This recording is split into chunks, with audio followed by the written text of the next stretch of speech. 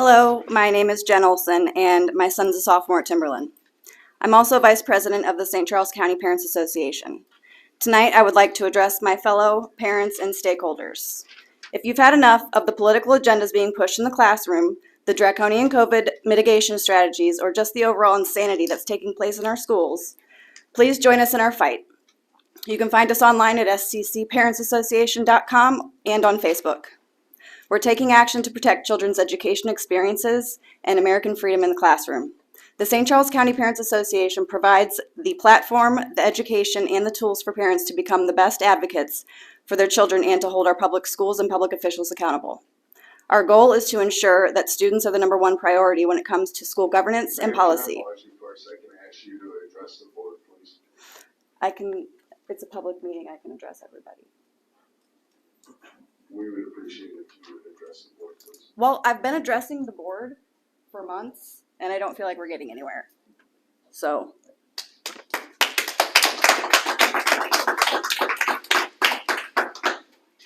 Our goal is to ensure that students are the number one priority when it comes to school governance and policy, and that education received in our public schools will align with the Missouri Constitution, which is to preserve the rights and liberties of the people.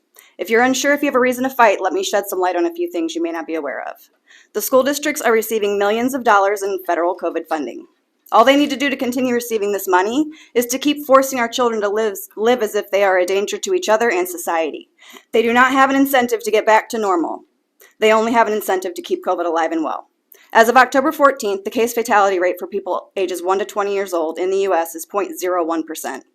People who have received the COVID jab spread and contract COVID at the same rate as people who have not received the jab. In September in the UK, 1,278 of the 1,500 COVID deaths were people who received the COVID jab.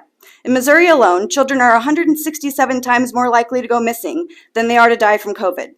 Children in general are 60,000 times more likely to be sold into human trafficking than they are to die from COVID.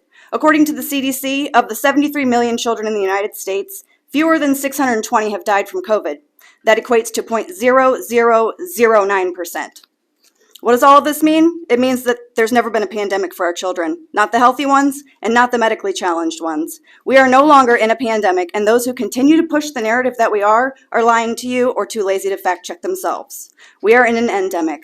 I want you to do your own research. Go look at the numbers for yourself. Don't read the mainstream media's interpretation of the data. Go straight to the source and look at the raw data. That's where you'll find the truth. We have to come together to end this insanity that's been forced on us and our children.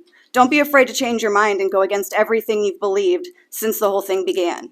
We will never turn you away or shame you. We'll wrap our arms around you and your children and stand beside you in this fight.